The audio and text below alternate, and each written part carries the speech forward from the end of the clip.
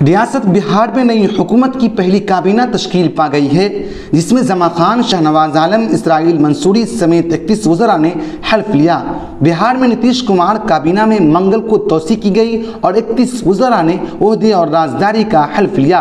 Governor house के राजेंद्र मंडपम में मुनाकिदा हल्फ बर्दारी की तकरीब में गवर्नर फागू चौहान ने राष्ट्रीय जनता दल आरजेडी के 16, जनता दल यूनाइटेड के 11, कांग्रेस के 2, हिंदुस्तान अवामी मोर्चा यानी हम से एक और एक आज़ाद उम्मीदवार को ओहदे व राजदारी का हल्फ दिलाया गया। हल्फ लेने वालों में जेडीयू के विजय कुमार चौधरी, विजेंद्र प्रसाद यादव, अशोक चौधरी, श्रावण कुमार, लेसी सिंह, मदन साहनी, संजय झा, शीला मंडल, सुनील कुमार, जयंत राज और जमा खान, और आरजेडी से आलोक कुमार मेहता, तेज प्रताप यादव, सुरेंद्र प्रसाद यादव, रामानंद यादव, कुमार सरोजीत, ललित यादव, समीर कुमार महासेठ, चंद्रशेखर, अनीता देवी, सुधाकर सिंह, इसराइल मंसूरी, शमीम अहमद, कार्तिकेय सिंह, सुरेंद्र राम, मोहम्मद शाहनवाज और जितेंद्र कुमार राय, कांग्रेस से मोहम्मद आफाक आलम और मुरारी गौतम, हम पार्टी से संतोष समन और आज़ाद उम्मीदवार समेत कुमार सिंह शामिल है। वाज़ेह है कि 10 अगस्त को महागठबंधन की हुकूमत के क़याम के बाद